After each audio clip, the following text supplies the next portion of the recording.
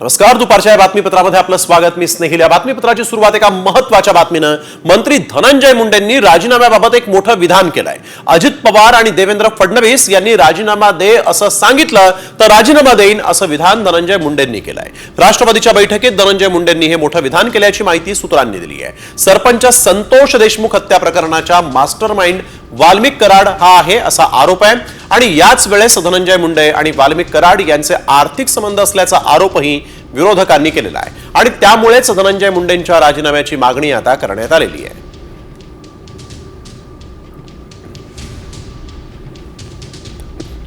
तर आता धनंजय मुंडेंनी राजीनाम्याचा चेंडू हा अजित पवार आणि देवेंद्र फडणवीसांच्या कोर्टात ढकललेला आहे. त्यामुळे हे दोघं काय निर्णय घेतात हे देखील पाहावं लागणार आहे.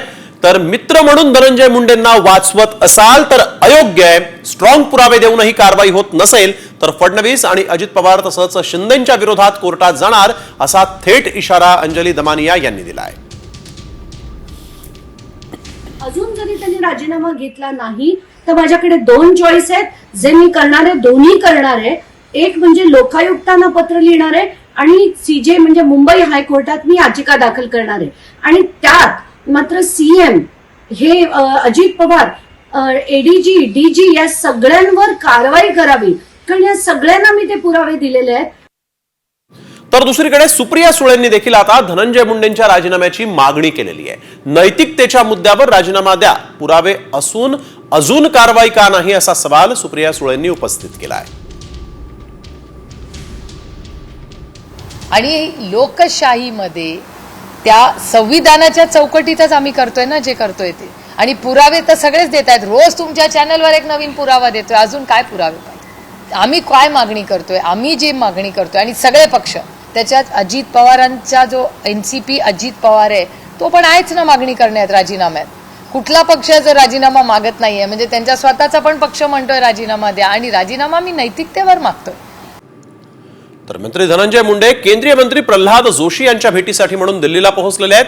धनंजय मुंडे सध्या दिल्लीच्या दौऱ्यावर आहेत आणि त्यामुळे राज्याच्या राजकारणात चर्चेला उधाण आलेलं आहे. दिल्ली दौऱ्यात धनंजय मुंडे फक्त प्रल्हाद जोशी यांचीच भेट घेतात की आणखीन कुणाला भेटतात हे पाहणं देखील महत्त्वाचं ठरणार आहे.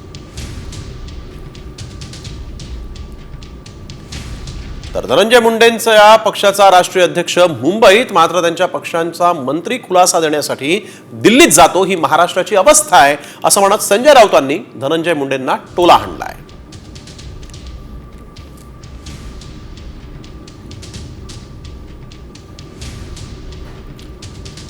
वाचवण्यासाठी शेवटी त्यांना दिल्लीतच जावं लागतं. अजित पवार गटाचे ते मंत्री आहेत, पण खुलासा द्यायला कुठे जावं लागतंय तर दिल्लीमध्ये अमित शहाकडे. त्यांच्या पक्षाचे राष्ट्रीय अध्यक्ष मुंबईत आहेत किंवा बारामतीत आहेत किंवा पुण्यात आहेत बसलेले, पण त्यांचा पक्षाचा मंत्री खुलासा देण्यासाठी दिल्लीत जातोय ही महाराष्ट्राची अवस्था आहे. तर उपमुख्यमंत्री अजित पवारांनी अन्न आणि नागरी पुरवठा मंत्री धनंजय मुंडेंच्या राजीनाम्याची मागणी फेटाळल्यानंतर पवार गटाचे नेते संदीप क्षीरसागर आक्रमक झालेले आहेत. वाल्मिक कराड धनंजय मुंडेंचा खास आहे, तसं धनंजय मुंडे देवेंद्र फडणवीस आणि अजित पवारांचे खास आहेत. त्यामुळे धनंजय मुंडेंचा राजीनामा अशक्य, भले कितीही पुरावे द्या असं ट्विटच संदीप क्षीरसागर यांनी केलं आहे.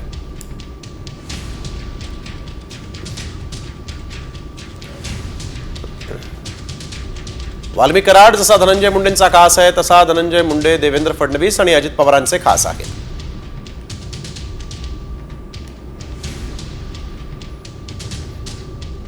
वाल्मिक कराड जसा धनंजय मुंडेंचा खास आहे तसे धनंजय मुंडे अजित पवार आणि फडणवीसांचे खास आहेत. त्यामुळे धनंजय मुंडेंचा राजीनामा अशक्य, भले कितीही पुरावे द्या @अंजली दमानी यांना त्यांनी टॅग केलाय.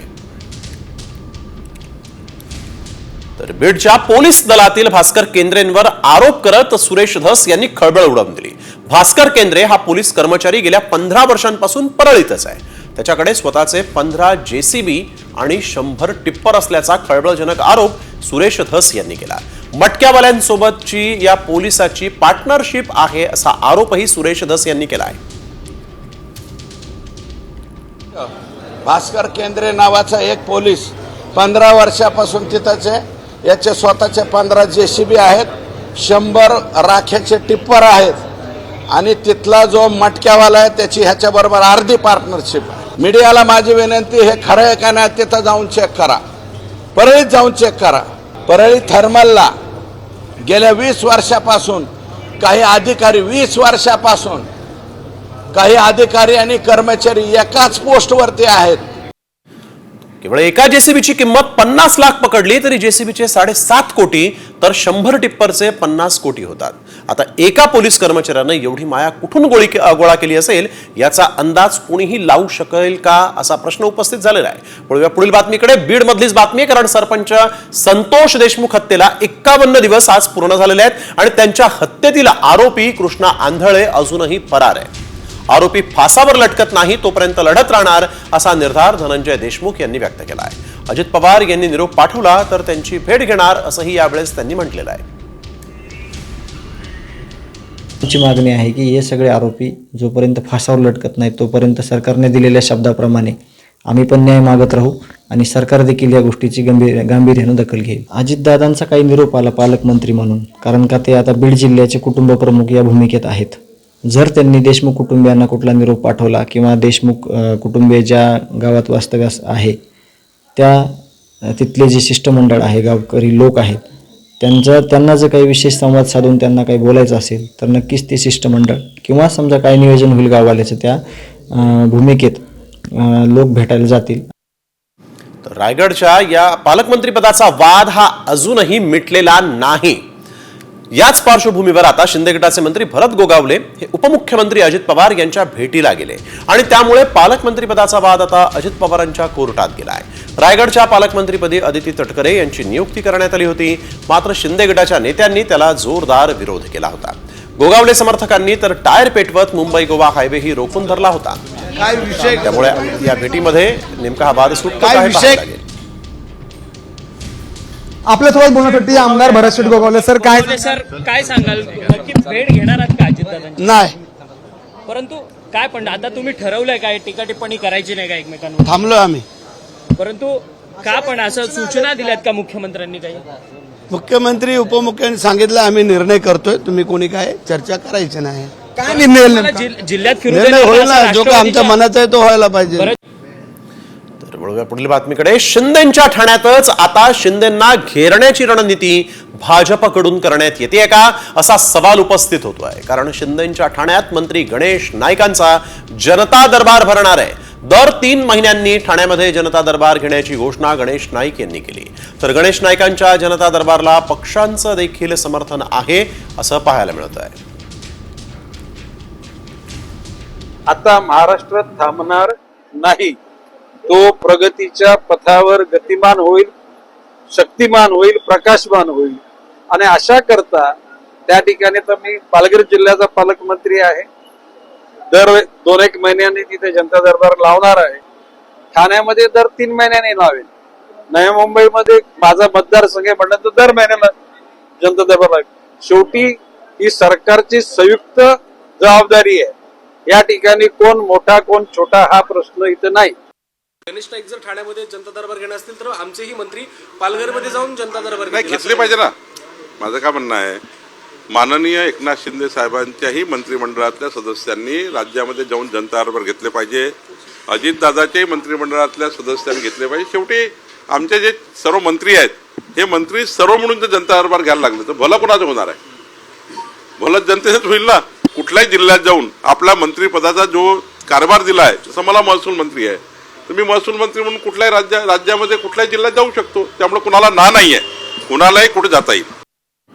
तर उपमुख्यमंत्री अजित पवारांनी राष्ट्रवादीच्या आमदारांचे कान टोचले आहेत. स्थानिक स्वराज्य संस्थेच्या निवडणुकीसाठी कामाला लागा अशा सूचना अजित पवारांनी आपल्या आमदारांना दिलेल्या आहेत. पक्षाला अडचण निर्माण होईल अशा बाबी टाळा, कोणत्याही प्रकारे वाद निर्माण होऊ देऊ नका अशी तंबीही अजित पवारांनी आपल्या आमदारांना दिलेली आहे. राष्ट्रवादी काँग्रेसच्या देवगिरीवरच्या बैठकीत अजित पवारांनी या सूचना केलेल्या आहेत. निवडणुका डोळ्यासमोर ठेवून कामाला लागा, पक्षाला अडचण निर्माण होईल अशा बाबी टाळा, कोणत्याही प्रकारे वाद निर्माण होऊ देऊ नका, अडचणी असतील तर थेट माझ्याशी बोला. निवडणुकीला महायुती म्हणूनच एकत्रित काम करा. वळूया पुढील बातमीकडे. मंत्रालयात उसनवारी अधिकाऱ्यांची अगदी भाऊ गर्दी झाल्याचं चित्र दिसतंय. काहीही करून आपल्या मूळ विभागात परत न जाता मंत्र्यांकडेच राहण्याचा फंडा हे अधिकारी वापरतायत. एका ज्येष्ठ कॅबिनेट मंत्र्यांकडे तर 50 अधिकारी उसनवारीवर असल्याची माहिती सूत्रांनी दिली. विशिष्ट विभागात काम करणारे अधिकारी अन्य विभागाच्या मंत्र्यांकडे जातात, मात्र त्यांचा पगार हा त्यांचा मूळ विभागच काढतो. याला उसनवारी पद्धत म्हणत असतात.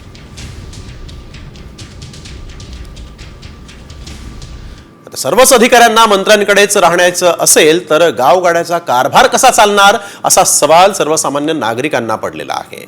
वळूया पुढील बातमीकडे. भाजपचे विधान परिषदेचे आमदार रणजितसिंग मोहिते पाटील यांच्यासह लवकरच कारवाई आता केली जाण्याची शक्यता आहे, कारण पक्षविरोधी कारवाई केल्याचा ठपका रणजितसिंग मोहिते पाटलांवर ठेवण्यात आला आहे आणि त्यासाठी भाजपनं त्यांना कारणे दाखवा नोटीसही बजावली होती.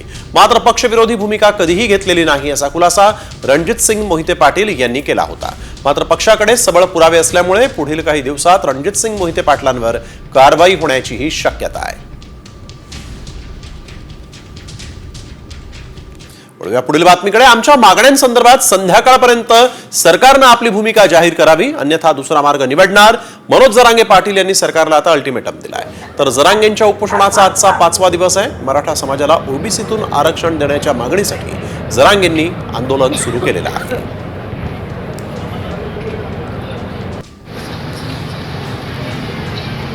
वेळ काढून तोंड लपवू नका.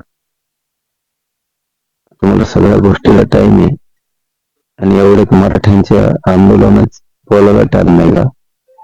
काही म्हणणं नाही आमचं. तोंड लपवू नका. स्पष्टपणे संध्याकाळपर्यंत सांगून टाका. तुम्ही जे सतत मागणी त्याची अंमलबजावणी करणार आहेत की नाहीत, म्हणजे आम्हाला आमचे उपोषण सोडून द्या आणि दुसरे मार्ग. पुढील बातमीकडे. राज्यातला शैक्षणिक दर्जा हा खालावलाय, कारण राज्यातल्या निम्म्या विद्यार्थ्यांना साधं गणितही जमत नाहीये. साधी सोपी गणित सोडवताना विद्यार्थ्यांना नाकीनव येत आहेत. अगदी वजाबाकी आणि भागाकार देखील या विद्यार्थ्यांना जमत नाहीये. 8वीतल्या 65% विद्यार्थ्यांना साधे 11 ते 99 पर्यंतची संख्या ओळखता येत नाहीये. राज्यातल्या विद्यार्थ्यांना गणित येतं का याचं सर्वेक्षण करताना ही धक्कादायक आकडेवारी समोर आली आहे. तर राज्यातल्या विद्यार्थ्यांची ही आकडेवारी आपण पाहूयात ग्राफिक्सच्या माध्यमातून. तर 11 ते 99 अंक ओळखणारे, वजाबाकी येणारे आणि भागाकार येणारे हे इयत्तेनुसार विद्यार्थी आपण बघतोय. पहिलीमध्ये 25.8% आणि दुसरीमध्ये 47.6% विद्यार्थ्यांना साधे अंक ओळखता येत नाहीयेत. तर वजाबाकी देखील 10.4% मुलांना येत नाहीये. 5वी, 6वी, 7वी, 8वी मध्ये अंक न ओळखणाऱ्या विद्यार्थ्यांचे हे टक्के आहेत. आपण बघतोय किती टक्के विद्यार्थ्यांना अंक ओळखता येत नाहीयेत. तर वजाबाकी आणि भागाकार येणारे विद्यार्थी जे आहेत ते देखील आपण बघतोय. इतक्या मोठ्या प्रमाणात जर कधी विद्यार्थ्यांना अंक ओळखता येत नसेल आणि वजाबाकी भागाकार येत नसेल तर मात्र चिंता वाढवणारी बातमी. तर ही आकडेवारी जी आहे ती सगळ्यांच्याच डोळ्यात अंजन घालणारी आहे. त्यामुळे गणितासारखा विषय सोप्या पद्धतीने शिकवला गेला तर गणित हे संकट नाही, संधी नक्कीच वाटू लागेल. वळूया पुढील बातमीकडे. उत्तर प्रदेशातील प्रयागराज मधील महाकुंभ मेळ्यात चेंगराचेंगरी झाली आणि या चेंगराचेंगरीमध्ये 10हून अधिक भाविकांचा मृत्यू झाल्याची भीती व्यक्त करण्यात येते आहे. तर अनेक भाविक जखमी झाल्याचीही माहिती आहे आणि यावेळेस जखमींना रुग्णालयात नेण्यासाठी म्हणून ग्रीन कॅरिडोर तयार करण्यात आलेला होता. मौनी अमावस्येनिमित्त अमृत स्नानासाठी लाखो भाविक आले होते. सगळ्या भाविकांना संगम घाटावर स्नान करायचं होतं आणि त्यामुळे गर्दी वाढली आणि चेंगराचेंगरी झाल्याची माहिती. दरम्यान मौनी अमावस्येनिमित्त होणारं अमृत स्नान रद्द करण्याचा निर्णय आखाडा परिषदेने घेतलेला आहे.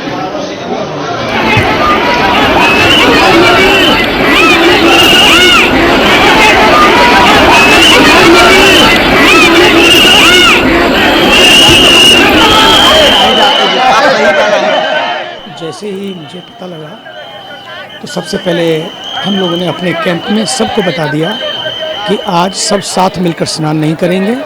जो जहाँ पर है, जिस तट पर है, वहीं पर सब स्नान करें. सामूहिक स्नान को हमने रद्द किया है. स्नान सब करेंगे, लेकिन अब जहाँ जगह मिले वहीं स्नान करें. इस समय सबकी सुरक्षा ही सबसे बड़ा स्नान है. दूसरों की सेवा ही सबसे बड़ा संगम है। और ऐसा नहीं कि वहीं संगम है वहीं स्नान करना है, जहाँ है वहीं स्नान करें। तर चेंगराचेंगरीमुळे भाविकांचा मृत्यू होण्याची घटना ही काही पहिलीच नाही आहे, तर याआधी सुद्धा कुंभमेळ्यात चेंगराचेंगरीमुळे अनेक बळी गेले. 3 फेब्रुवारी 1954ला प्रयागराज कुंभमेळ्यामध्ये चेंगराचेंगरीनं 800 भाविकांचा मृत्यू झाला होता. 14 एप्रिल 1986ला हरिद्वार कुंभमेळ्यात नेत्यांमुळे गर्दी रोखली आणि चेंगराचेंगरीत 200 जणांनी आपला जीव गमावला. तर 27 ऑगस्ट 2003ला नाशिकच्या कुंभमेळ्यात 29 जणांचा मृत्यू झाला होता. 118 भाविक जखमी झाले होते. 14 एप्रिल 2010ला हरिद्वार कुंभमेळ्यामध्ये चेंगराचेंगरीमध्ये 7 जणांचा मृत्यू झाला, 15 भाविक जखमी झाले. 10 फेब्रुवारी 2013ला प्रयागराज कुंभमेळ्यात अलाहाबाद रेल्वे स्टेशनवर चेंगराचेंगरी झाली आणि 42 ठार झाले. तर महाकुंभमेळ्यात झालेल्या या चेंगराचेंगरीच्या पार्श्वभूमीवर नाशिक पोलीस आता खबरदारी घेत आहेत. नाशिकच्या रामकुंडावर मौनी अमावस्येनिमित्त स्नानासाठी भाविकांनी गर्दी केली आहे. खबरदारीचा उपाय म्हणून पोलिसांनी रामकुंडावर जाणाऱ्या रस्त्यांवर बॅरिकेडिंग केलेली आहे. पोलिसांनी रामकुंडावर पायी जाण्याच्या सूचना भाविकांना दिलेल्या आहेत. तर रामकुंडावर गर्दीचं व्यवस्थापन केलं जात आहे, कारण 2003 मध्ये नाशिक कुंभमेळ्यात याच रामकुंडावर चेंगराचेंगरी झाली होती. हव्यात तेव्हा नेमकं काय घडलं होतं? नाशिकमध्ये 27 ऑगस्टला हजारो भाविक उलट दिशेनं काळाराम मंदिराकडे निघाले होते. मंदिराकडून 25 ते 30 साधू रामकुंडाकडे जात होते. सरदार चौक परिसरात अरुंद ठिकाणी गर्दी झाली. साधूंनी चांदीची नाणी उधळल्यानं ती गोळा करण्यासाठी भाविकांनी उड्या घेतल्या. चेंगराचेंगरीमध्ये 29 भाविक ठार झाले तर 118 जण जखमी झाले. नोट्स डिपार्टमेंट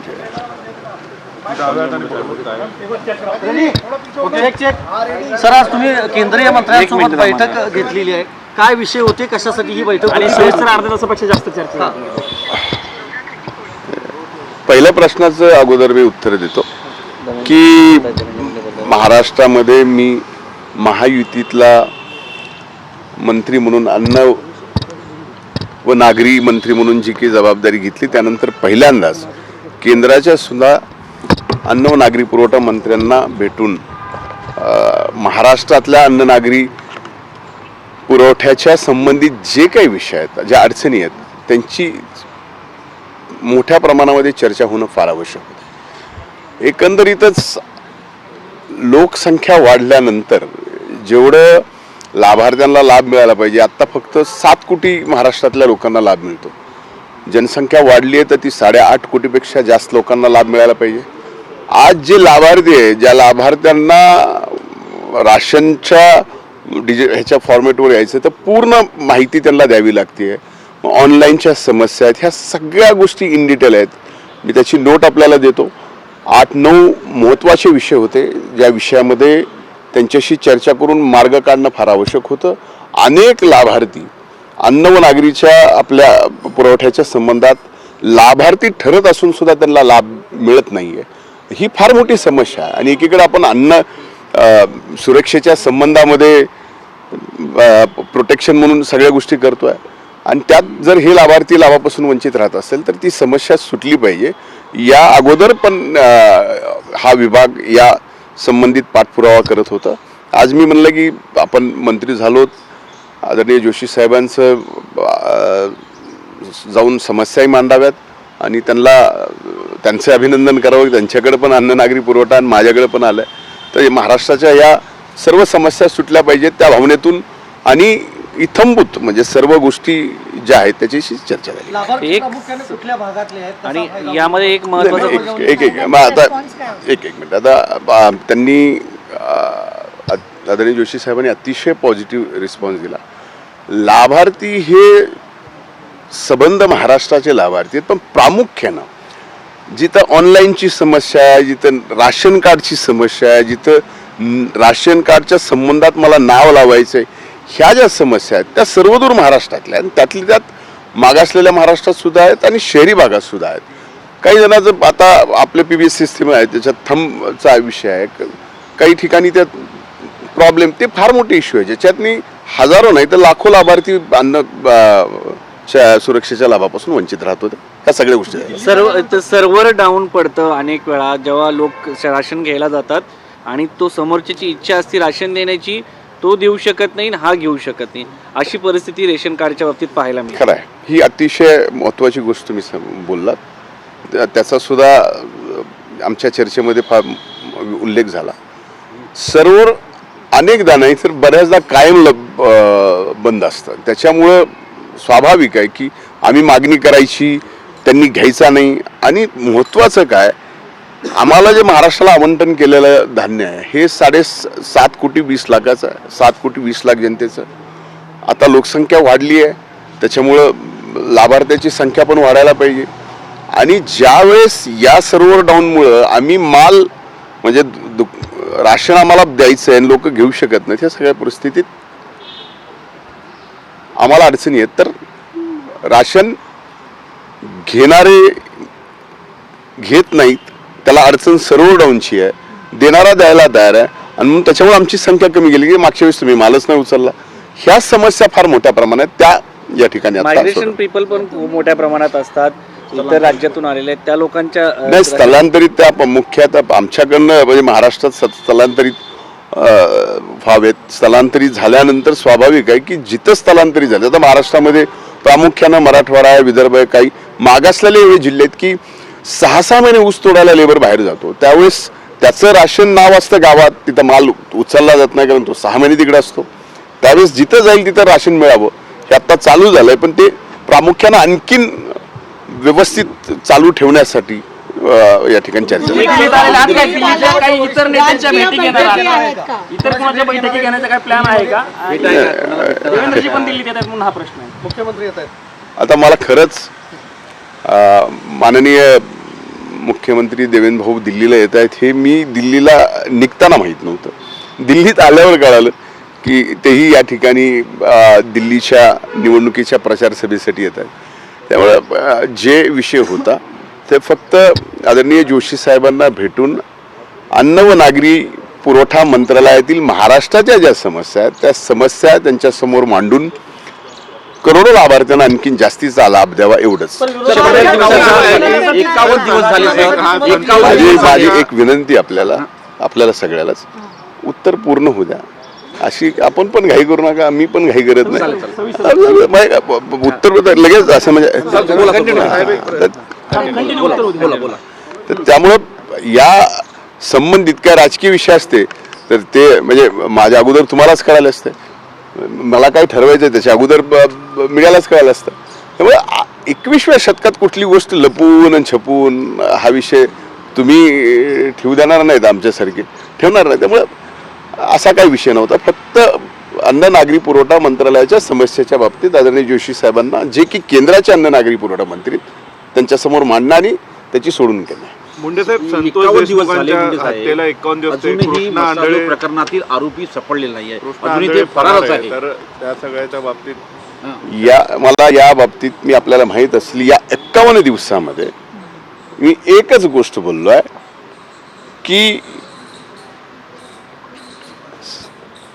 जे सरपंच देशमुख यांची जी निर्गुण हत्या झाली आहे त्या सर्व जे कोणी हत्या करणार आहेत, जे कोणी दोषी असतील, जे तपासात सापडतील, जे कोणी त्यांना या ठिकाणी फासावर चढवा, मोठ्यातली मोठी शिक्षा द्या, ही माझी मागणी आहे.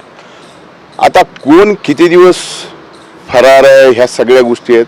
आज ज्यावेळेस तुम्ही सगळ्यांनी ट्रायलच समजा माझ्यासारख्यावर केलं असेल त्यावेळेस मी ह्याचं उत्तर देणं मला असं वाटतं की आपण तो प्रश्न विचारून मी ते देऊ नये, कारण आपण पण सुद्धा कुठल्या तरी गोष्टी मॉडेल ठेवलं पाहिजे. तुम्हाला टार्गेट करून तुमच्याकडनं राजीनाम्यासाठी आग्रही असताना तुम्हाला टार्गेट केलं जातं. अंजली दमानिया तुमच्या राजीनाम्यासाठी आग्रही आहेत, पण असं असताना संदीप क्षीरसागर म्हणतायत की वाल्मिक कराड तुमच्या जवळचे आहेत आणि तुम्ही देवेंद्र फडणवीस आणि अजित पवारांच्या जवळचे, मग तुमचा राजीनामा होणार नाही. आणि काल बैठकीत तुम्ही भूमिका आपली जी क्लिअर केली आहे तेही सांगा. राजीनाम्यावरती पहिलं तुम्ही सांगा. 1 दिवसात राजीनामा का दिला नाही असं सुप्रिया सुळे देखील म्हणताय. आता या बाबतीमध्ये धनंजय मुंडे या सर्व गोष्टीमध्ये माननीय मुख्यमंत्री महोदयांना, माननीय उपमुख्यमंत्री महोदयांना कुठं जर दोषी वाटत असतील तर त्यांनी राजीनामा मागावा, राजीनामा देणार. पण विषय फक्त हा काढून राजीनाम्याचा होत असेल तर या बाबतीमध्ये मी दोषी आहे का नाही या बाबतीत माननीय मुख्यमंत्री, माननीय उपमुख्यमंत्री हे सांगू शकतील ना. आपण त्यांना सुद्धा म्हणजे ह्या सगळ्या गोष्टी क्लिअर झाल्या पाहिजेत. त्याच्यामुळं आपण सुजय दस यांना निवडून येण्यासाठी तुम्ही प्रयत्न केले, मदत केली. त्याच्यानंतर जितेंद्र आव्हाड यांच्या तिथे जाऊन तुम्ही परमारचा विषय काढला. निवडणुकीच्या काळामध्ये जे ज्या टीका केल्या ते सर्व लोक तुमच्या विरुद्ध उभे येऊन टाकलेले आहेत. मला पहिल्यांदा म्हणजे मला तुमचे आभार मानायचे की या सगळ्या गोष्टी तुम्ही अशा पद्धतीने मला विचारता. कारण 51 दिवस ज्या पद्धतीने ट्रायल चालू आहे, टार्गेट मी आहे. स्वाभाविक आहे. मी पार्टीचा निष्ठावंत आहे. मी महायुतीचा प्रचारातला एक प्रमुख आहे. निवडणुकीमध्ये ज्या वेळेस जिथं जाईल स्पष्टपणाने मी लोकांना काम आम्हाला मत द्यावं, आमच्या उमेदवाराला मत द्यावं हे स्पष्ट सांगताना आपण निवडणुकीत टीकाही करतो, टीका सहनही करतो. या सगळ्या गोष्टी येत आहेत. आता माझ्या विरोधात माझ्या तिथं येऊन मी उमेदवार असताना अनेक जणांनी टीका केला. या बाबतीमध्ये या गोष्टीचा पुन्हा राग नसतो की पुन्हा काही गोष्टी नसतो. पण एक लक्षात घेण्यासारखी पहिल्यांदा गोष्ट आहे की ह्या आत्ता स्पष्ट होत आहेत की असं झाल्यानंतर हे माझ्या विरोधात प्रचाराला होते म्हणून असा विषय आत्ता होतोय. म्हणजे याचा आपणच विचार करावा. थँक्यू. सूत्रधार तुमच्या विरोधातल्या षडयंत्राचं जर किंवा तुम्हाला टार्गेट करण्यामागे सूत्रधार कोण असेल असं तुम्हाला वाटतं? मला हे तुम्हालाच विचारायचं. एकच महत्वाचं शांतपणे काहीच नाही विचारतो. एकच शांतपणे. पण अशा प्रकारे मीडिया ट्रायल घेतल्यानं प्रश्न विचारतो. तुम्ही म्हणताय मुख्यमंत्र्यांना आणि उपमुख्यमंत्र्यांना वाटत असेल तर ते तुमचा राजीनामा घेतील, ते मला सांगतील असं तुमचं म्हणणं आहे. पण तुम्हाला काय वाटतं नैतिकता म्हणून तुम्ही राजीनामा देऊन या सगळ्याची चौकशी बाजूला राहायला पाहिजे असं तुम्हाला वाटतं का? मंत्री म्हणून एक मिनिट. माझी नैतिकता माझ्या लोकांच्या बद्दल प्रामाणिक आहे. जी गोष्ट घडली आहे त्या घटनेच्या बाबतीत मी जे बोललोय ते अतिशय प्रामाणिकपणाने बोललो आहे. यामुळं ज्या वेळेस या बाबतीत मी कुठंच काहीच मला स्वतःला नैतिकतेने वाटत नाही दोषी आहे तर माझा दोष दाखवावा तर लागेल, सांगावा तर लागेल, माझ्या वरिष्ठांनी सांगावं लागेल. हेच म्हणणं आहे. तुम्ही जास्त मतांनी निवडून आलेला आहात. राज्यामध्ये 2 नंबरचं तुम्हाला बहुमत मिळालेलं आहे. ते अनेक लोकांना खटकलं असं बोललं जात आहे. या गोष्टीचं माझा म्हणजे तुमचाच प्रश्न आणि तुम्हीच उत्तर द्यावं. या बाबतीत मला काय ना काही गोष्टी न बोललेल्या बरं. तुम्ही बोलावं याच्यासाठी तुम्हाला टार्गेट केलं जात आहे. तयारी आणि काय म्हणजे असं कळतंय दादा मीटिंगमध्ये प्रेझेंट असणार आणि आहे. तुमचे उपमुख्यमंत्री तुमच्या पक्षाचे आहेत, तयारी कशी आहे? आता या बाबतीमध्ये तयारीचा विषय मी तर दिल्लीत आहे. पण आदरणीय दादा पालकमंत्री म्हणून बीड जिल्ह्याला पहिल्यांदाच येत आहेत. याच्या अगोदर त्यांचं ज्या ज्या जिम्मेदारीवर ते आले बीडला त्यावेळेस अभूतपूर्व आम्ही स्वागत केलं. पण आज उद्याची जी बैठक आहे ती पहिलीच DPDCची बैठक आहे आणि त्या बाबतीमध्ये तयारी वगैरे असा विषय काही नाही. आपण पाहतोय की आता उद्या जर अभूतपूर्व तयारी केली तर त्याच्यानंतर बातम्या काय येतील हे परवा दिवशीच्या आहे. ह्या आज मला माहीत असल्यामुळं उद्याच्या तयारीच्या बाबतीमध्ये फारशी काही तयारी केलेली नाही. काय हे कुठपर्यंत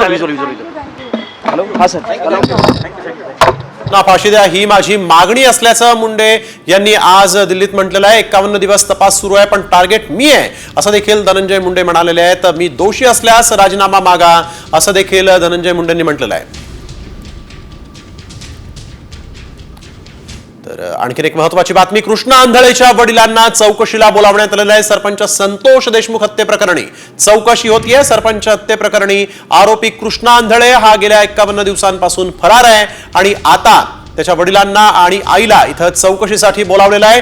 सरपंच हत्येप्रकरणी आता CID कडून कृष्णा आंधळेच्या आई वडिलांची ही चौकशी होतीये आणि त्यांना CIDने आता चौकशीसाठी बोलावलेलं आहे. कृष्णा आंधळेच्या तपासासाठी अनेक पथकं रवाना झालेली आहेत परंतु पोलिसांना पुरतं अपयश आलं आणि आता मात्र त्याच्या आई वडिलांची चौकशी CID कडून होतीये. CIDने त्याच्या आई वडिलांची चौकशी करायचं ठरवलेलं आहे आणि त्यांना चौकशीला बोलावलेलं आहे. कृष्णा आंधळे सध्या या प्रकरणामध्ये फरार आहे. गेल्या 51 दिवसांपासून पोलीस प्रशासनाला पुरतं अपयश आलं त्याला ताब्यात घेण्यासाठी, त्याला अटक करण्यासाठी म्हणून त्याला फरार म्हणून घोषित करण्यात आलेलं आहे. तरी देखील आता त्याच्या आई वडिलांना इथं चौकशीसाठी बोलावण्यात आलेलं आहे.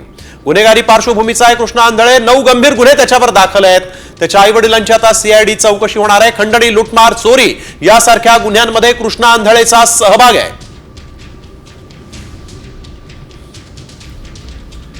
आणि आता पाहूयात इतरही महत्वाच्या बातम्या टॉप 50 मध्ये.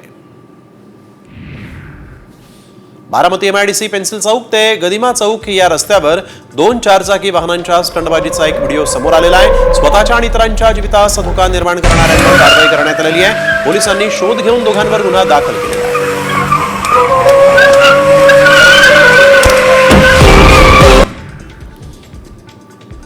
सैफ अली खान हल्ला प्रकरणातील आरोपीला न्यायालयीन कोठडी सुनावण्यात आलेली आहे. हल्लेखोर मोहम्मद शहजादला 14 दिवसांची न्यायालयीन कोठडी सुनावण्यात आली.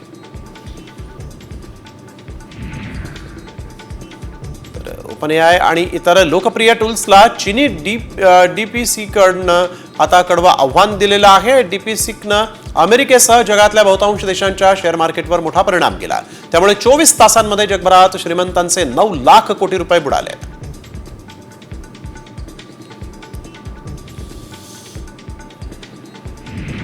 सांगलीमध्ये जीबी सिंड्रोमचे 3 रुग्ण आढळलेले आहेत. या 3ही रुग्णांवर खासगी रुग्णालयामध्ये उपचार सुरू आहेत आणि या तिघांची प्रकृती स्थिर आहे.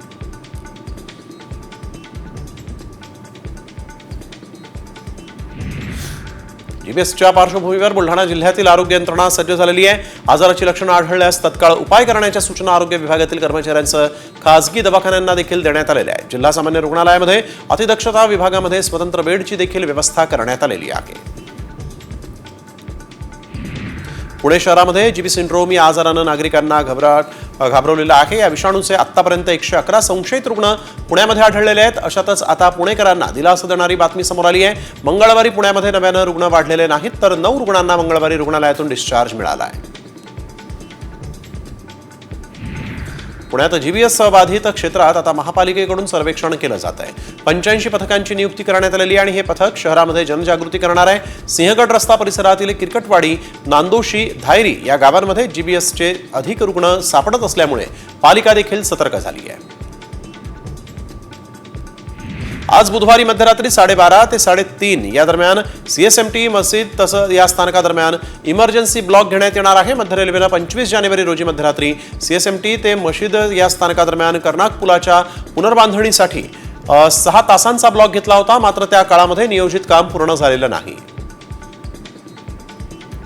चेंबूर ते संत गाडगे महाराज चौक या मोनोरेल मार्गावर ऑगस्ट 2025 पासून आणखीन 10 नव्या गाड्या प्रवाशांच्या सेवेत दाखल होतील. त्याचं नियोजन मुंबई मेट्रो संचलन मंडळानं केलेलं आहे आणि यातून मोनोमार्गावर प्रवास करणाऱ्या प्रवाशांना दिलासा मिळेल. पुण्यामध्ये PM-PML ची तिकीट दरवाढ होणार असल्याचं म्हटलं जात आहे. इंधनाचे वाढते दर, वाहनांच्या सुट्ट्या भागाच्या वाढत्या किमती आणि कर्मचाऱ्यांची झालेली पगारवाढ यामुळे पुणे महानगर परिवहन महामंडळाला मोठ्या तुटीला सामोरं जावं लागलंय. इस्रोनं 100वे ऐतिहासिक प्रक्षेपण यशस्वी करत एक नवा इतिहास रचला. श्रीहरिकोटाच्या सतीश धवन केंद्रातून हा उपग्रह प्रक्षेपित करण्यात आलेला आहे. काश्मीर ते कन्याकुमारी आणि गुजरात ते अरुणाचल पर्यंतचा हा भाग आहे आणि यामुळे हा भाग कव्हर होईल आणि यासोबतच किनारपट्टीपासून 1,500 किलोमीटर पर्यंतचं अंतरही उपग्रहाच्या कक्षेत येणार आहे. RTE प्रवेशासाठी धाराशिव जिल्ह्यातील तब्बल 2066 पालकांनी आपल्या पाल्यासाठी अर्ज केलेले आहेत. ऑनलाईन अर्जाची 27 जानेवारीपर्यंतची मुदत देण्यात आली होती. मात्र या कालावधीत अनेक पालक आपल्या पाल्याचा अर्ज करू शकलेले नाहीत. आता 2 फेब्रुवारीपर्यंत मुदतवाढ देण्यात आलेली आहे. अपार ID तयार करण्याचं काम त्वरित पूर्ण करण्याचे निर्देश यवतमाळ जिल्हा परिषदेच्या मुख्य कार्यकारी अधिकाऱ्यांनी दिले आहेत. सोबतच गुडायस प्लस प्रणालीमध्ये 100% विद्यार्थ्यांची नोंदणी करा, सर्वांचे आधार क्रमांक अपलोड करा अशाही सूचना शिक्षण विभागाच्या पर्यवेक्षकीय यंत्रणेला दिले गेलेले आहेत.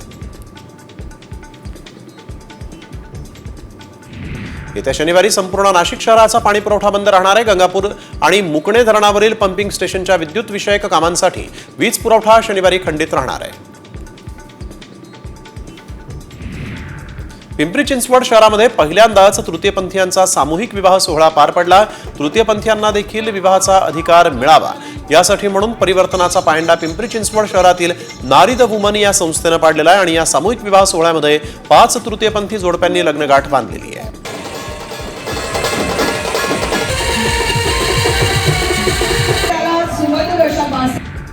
जायकवाडी धरणामध्ये अग्निपंख पक्ष्यांचं आगमन झाल्यामुळे पर्यटकांना वेगळा आनंद मिळतोय. साधारणतः ऑक्टोबर-नोव्हेंबरमध्ये येऊन मार्च-एप्रिलपर्यंत हे पक्षी परत जातात आणि या कालावधीत उत्तर भारतात बर्फवृष्टी होत असल्यामुळे अन्नाच्या शोधात हे पक्षी भारताकडे स्थलांतर करतात.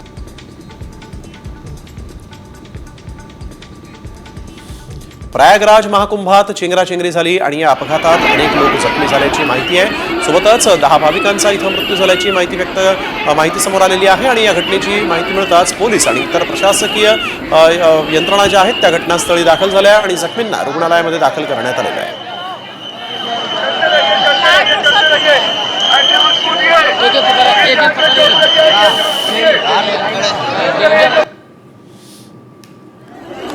प्रयागराजमधील चेंगराचेंगरीच्या घटनेची पंतप्रधान मोदींनी माहिती घेतलेली आहे. मोदींची उत्तर प्रदेशचे मुख्यमंत्री योगी आदित्यनाथ यांच्यासोबत फोनवरून चर्चा झाली.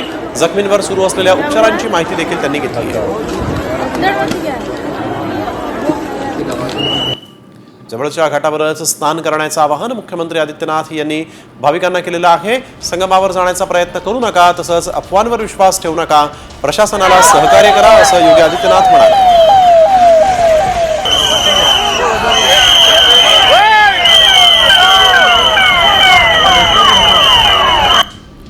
प्रयागराजमध्ये भाविकांची प्रचंड गर्दी झाली. मौनी अमावस्येनिमित्त अमृत स्नानासाठी म्हणून इथं गर्दी करण्यात आली. सकाळी 6 वाजेपर्यंत सुमारे 2.25 कोटी लोकांचं अमृत स्नान झालेलं आहे. आत्तापर्यंत महाकुंभामध्ये 19 कोटी लोकांचं अमृत स्नान पार पडलं आहे.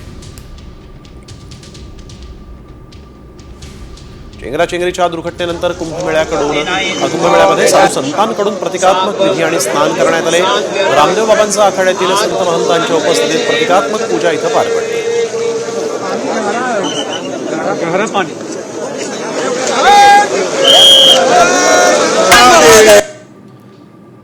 महाकुंभ मेळ्यादरम्यान मौनी अमावस्येनिमित्त संगम तीरावर भाविकांचा जनसागर लोटला आहे. अमृत स्नानासाठी मोठी गर्दी जमली. दरम्यान अभिनेत्री हेमा मालिनी यांनी देखील पवित्र संगमामध्ये स्नान केलं आहे. नाशिकच्या रामकुंडावर देखील मौनी अमावस्येनिमित्त स्नानासाठी भाविकांनी प्रचंड मोठी गर्दी केली होती. प्रयागराजला कुंभमेळ्यासाठी जाऊ न शकणारे भाविक रामकुंडावर गर्दी करतायत.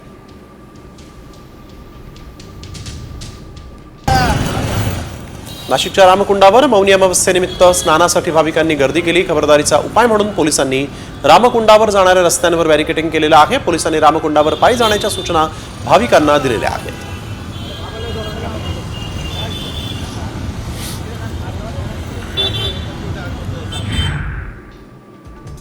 वाल्मिक कराड प्रकरणावरून मुंडेंचं टेन्शन वाढलेलं आहे आणि याच कारणासाठी धनंजय मुंडे दिल्लीत आहेत. विशेष म्हणजे मुख्यमंत्री देवेंद्र फडणवीसही आजपासून 3 दिवस दिल्लीमध्ये असणार आहेत. त्यामुळे आता दिल्लीत धनंजय मुंडेंच्या राजीनाम्यावर काही निर्णय होणार का याची चर्चा सुरू आहे. धनंजय मुंडेंच्या पक्षाचा राष्ट्रीय अध्यक्ष मुंबईत आहेत. बारामतीमध्ये मात्र त्यांच्या पक्षाचा मंत्री हा खुलासा देण्यासाठी दिल्लीत जातो ही महाराष्ट्राची अवस्था आहे असं म्हणत संजय राऊत यांनी धनंजय मुंडेंना टोला हाणला आहे.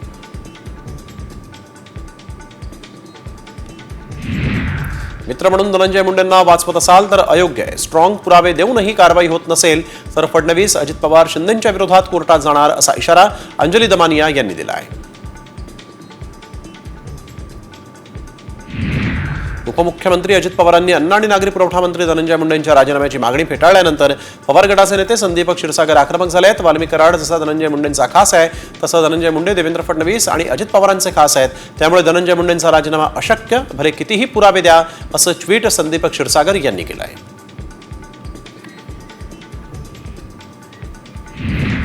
सुप्रिया सुळेंकडून धनंजय मुंडेंच्या राजीनाम्याची मागणी करण्यात आलेली आहे. नैतिकतेच्या मुद्द्यावर राजीनामा घ्या असे पुरावे असून देखील अजून कारवाई का नाही असा सवाल सुप्रिया सुळेंनी उपस्थित केला आहे.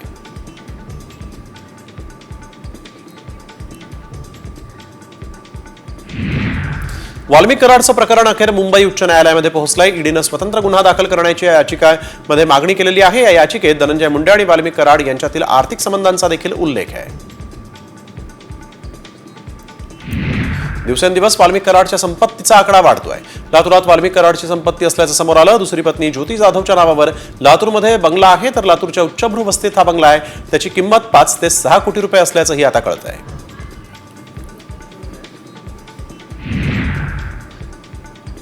बीडच्या पोलीस दलातील भास्कर केंद्रे हा पोलीस कर्मचारी गेल्या 15 वर्षांपासून परळीमध्येच आहे.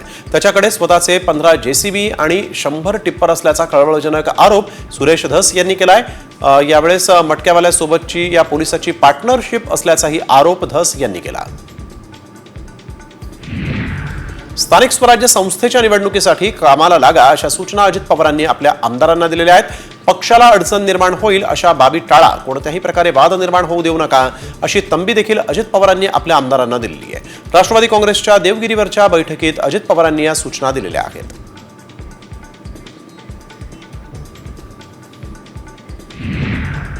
स्थानिक निवडणुकांपूर्वी ठाणे जिल्ह्यामध्ये महायुतीत धुसफूस होण्याची शक्यता आहे. पक्षानं जबाबदारी दिली तर नवी मुंबईसारखं ठाण्यातही यश संपादन करून दाखवेन असं म्हणत भाजपचे नेते गणेश नाईक यांनी एकनाथ शिंदेंना इशारा देण्याचा प्रयत्न केला आहे.